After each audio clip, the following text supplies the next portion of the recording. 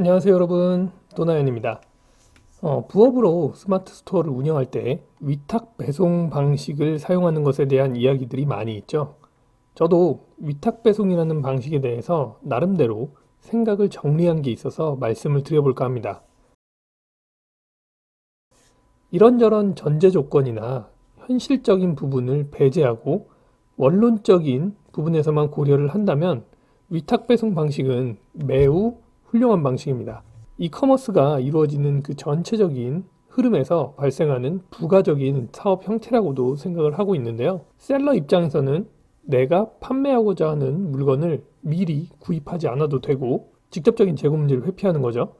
그에 따라서 창고라든가 보관 이런 이슈가 없습니다.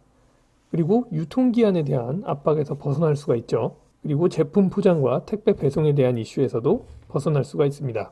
당연히 이 방식을 내 사업에 적용하지 않을 이유가 전혀 없죠. 하지만 시스템이 아무리 좋아도 운영을 어떻게 하느냐에 따라서 좋고 나쁨이 결정이 됩니다. 운영은 사람이 하죠. 사람은 완벽하지도 않고 이익에 따라 다양한 선택을 할 수 있기 때문에 위탁 배송 방식을 선뜻 활용하기 어려운 부분이 있습니다. 지금 위탁 배송 방식은 두 가지가 있는데요. 국내에만 한정해서 좀 이야기를 할게요. 오너클레인이라든지 도매국, 도매토피아 등등 다양한 온라인 도매상으로부터 제공되는 위탁 배송 서비스가 하나 있고요.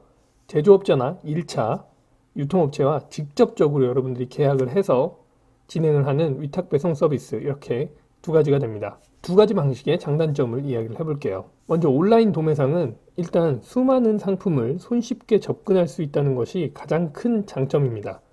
다양한 공급처와 셀러를 중간에서 이렇게 매칭시켜주는 그런 역할을 하는 거죠.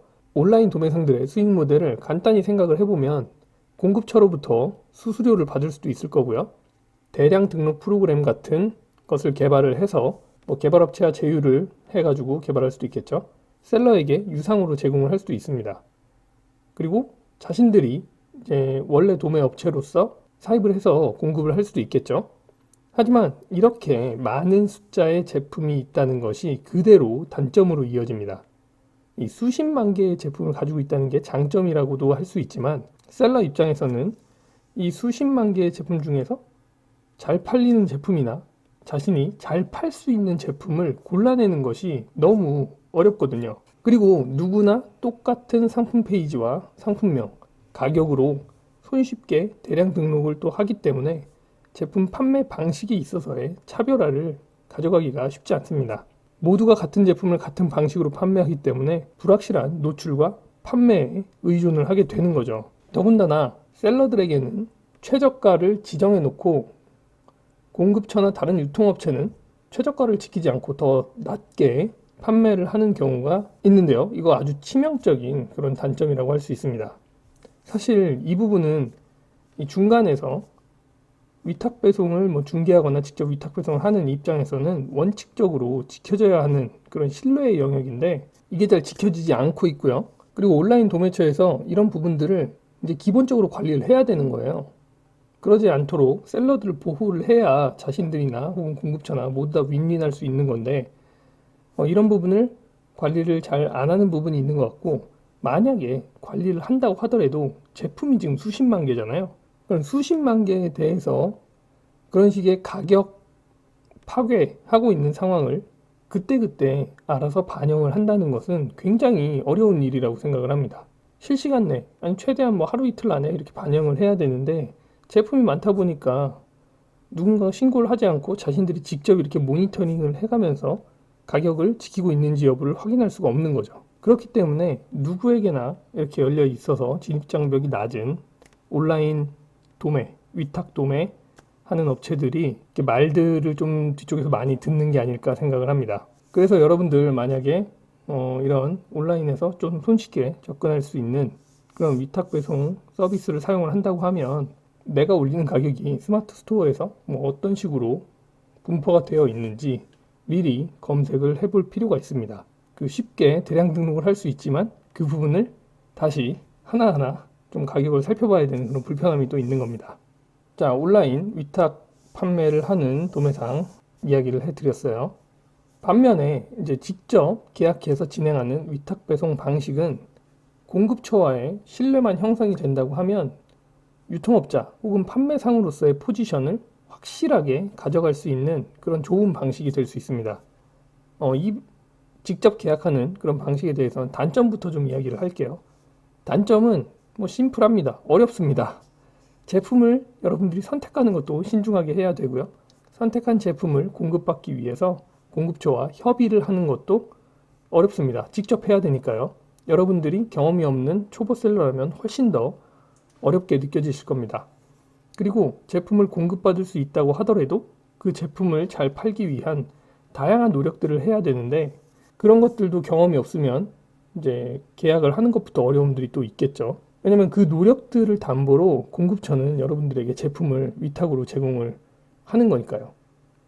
자, 단점은 모든 것이 온라인 도매상의 위탁 배송 방식보다 어렵다는 거지만 장점은 이제 누구나 파는 제품이 아니라 소수가 파는 경쟁력 있는 제품을 판매할 수 있다는 것이 장점이 됩니다. 마진도 좀 더 많이 가져갈 수 있고요. 여러분들이 어떻게 노력을 하느냐에 따라서 상위에 노출시키거나 판매량을 늘릴 수 있는 여지가 훨씬 많습니다. 그리고 이제 수십만 개, 아니 수천 개, 수백 개 이렇게 제품을 올리는 게 아니라 잘 팔 수 있거나 잘 팔리는 제품 몇 가지로 개수를 효율화할 수도 있겠죠. 이 직접 계약을 하는 경우에도 공급처나 아니면 공급처가 이미 계약을 하고 있는 다른 유통사의 가격 파괴 이런 위험은 있습니다. 하지만 여러분이 만약에 제품을 잘 팔고 있다면 제품 수도 적고 중간에 이제 도매상들처럼 하나 어떤 업체가 끼어 있지 않기 때문에 빠르게 직접적으로 연락을 해서 협의를 할 수 있겠죠. 자, 이렇게 여러분 두 가지 형태의 위탁 배송 방식에 대해 이야기를 해드렸는데요. 저는 뭐 두 가지 방식을 전부 다 활용을 해보고 어떤 게 좀 더 괜찮을지 각각 어떤 식으로 활용하면 좋을지 확인을 해보려고 합니다. 하지만 뭐 도매상 쪽에 그러니까 온라인 도매상 쪽의 방식을 이용한다고 하더라도 수천 개씩의 대량 등록은 하지 않을 거예요. 좀 힘들더라도 제품을 좀 더 잘 선택을 해서 숫자를 조금 효율화해 보려고 생각을 하고 있습니다. 아직 판매량이 좀 많지는 않지만 제품을 올리고 나서 벌써 제품이 2개 정도 판매가 됐어요. 근데 그 온라인 중간에 위탁 판매 할 수 있는 그런 쪽에서 올린 제품은 제가 제품을 한 8개 정도 올렸는데 검색이 돼서 들어오긴 하는데 이제 구매가 일어나진 않더라고요. 지금 같은 상황이라면 어떤 것에 더 큰 노력을 기울이겠냐 하면 당연히 제가 직접 판매하기로 좀 허락을 받은 그 제조사의 제품을 팔려고 노력을 할 것 같습니다. 자, 위탁 배송 방식에 대한 제 생각은 뭐 이 정도로 말씀을 좀 해드리면 될 것 같고요. 여러분들도 뭐 제 판단을 참고하시고 어떤 식으로 선택을 하면 좋을지 결정을 하시면 좋겠습니다. 뭐 둘 다 해보시는 게 낫겠죠. 다음 영상에서는 제가 이제 실제 판매하는 제품에 대해서 어떤 식으로 좀 작업을 하는지도 이야기해 드릴 수 있도록 하겠습니다. 그럼 수고하셨습니다.